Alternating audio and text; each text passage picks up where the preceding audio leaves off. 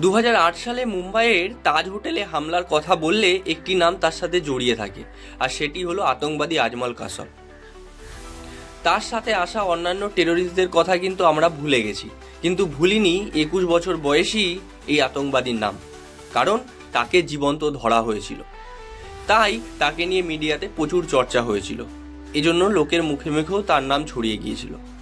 কিন্তু যে মহান বীর নিজের জীবন দিয়ে তাকে জীবন্ত ধরেছিল, তিনি হলেন এএসআই তুকারাম ওমলে।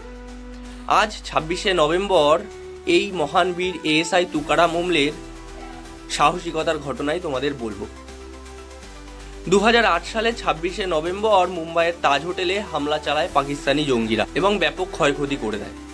এরপর মুম্বাই পুলিশ ও ভারতীয় সেনা কমান্ডোরা নামে জঙ্গি দমন করতে।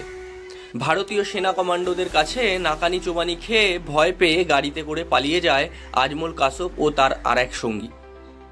তাজ হোটেলের কাছেই একটি রাস্তার চেক পয়েন্টে কড়া হাতে গাড়ি চেকিং করছিল এএসআই তুকারাম ওমলে ও তার সঙ্গীরা। আতঙ্কবাদীদের গাড়িটি তাদের কাছে আসায় তারা গাড়িটিকে ধরে, কিন্তু কোনো কিছু বুঝে ওঠার আগেই আতঙ্কবাদীরা এলোপাথারি গুলি চালাতে শুরু করে। পুলিশও পাল্টা গুলি চালায়। দুপক্ষের এই গুলির আদান প্রদানে একজন আতঙ্কবাদী মারা যায় এবং আজমল কাসব মরে যাওয়ার ভান করে গাড়িতে পড়ে থাকে। 55 বছর বয়সী এএসআই তুকারাম ওমলে ও তার সঙ্গীরা গাড়িটির কাছে আসলে আজমল কাসব হঠাৎই তার দিকে বন্দুক তুলে গুলি চালাতে শুরু করে। নিজের সমস্ত শক্তি দিয়ে বন্দুকের নলটি তুকারাম ওমলে তার নিজের বুকের ওপর চেপে রেখেছিল, যাতে আজমল কাসব বন্দুকটি সরিয়ে তার বাকি অন্যান্য সঙ্গীদের গুলি চালাতে না পারে। বন্দুকের গুলিতে তার শরীর ঝাঁঝরা হয়ে গেলেও সে শক্ত করে বন্দুকটি ধরে রেখেছিল। এরপর বাকি পুলিশ সঙ্গীরা আজমল কাসবকে ধরে ফেলে।